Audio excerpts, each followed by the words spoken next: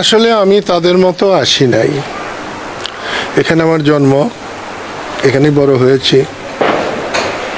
এক সময় টাঙ্গাইল বলতে হুজুর মৌলানা ভাসানীকে বোঝাতো, শামসুল হককে বোঝাতো, কোনো সময় হয়তো আমাকেও বোঝাতো।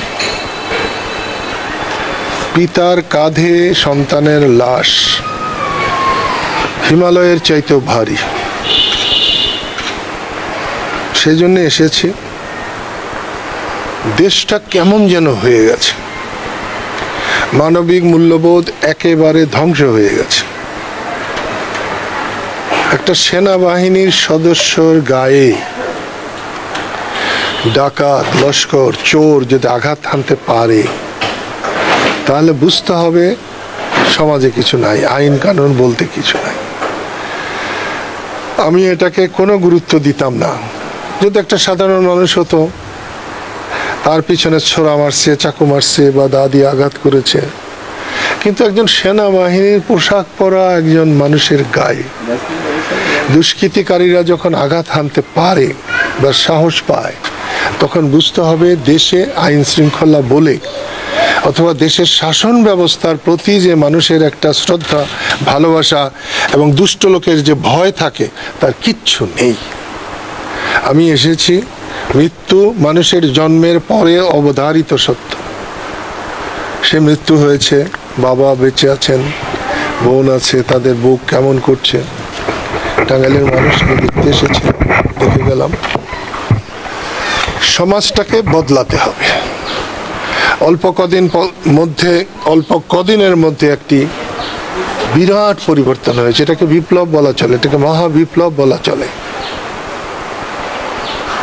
গত 16-17 বছর শেখ হাসিনার নেতৃত্বে দেশটা ভালো চলে নাই,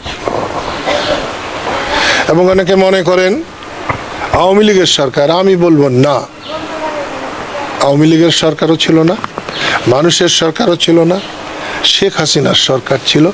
এবং যত কিছু অন্যায় করেছে তার 90% শেখ হাসিনা করেছে, বাকি বাধ্য হয়ে হয়তো 2-4 জন করেছে। এর পরিবর্তন দরকার, এবং এই বিপ্লব যদি ব্যর্থ হয় তাহলে ভবিষ্যৎ বাংলাদেশের জন্য অন্ধকার।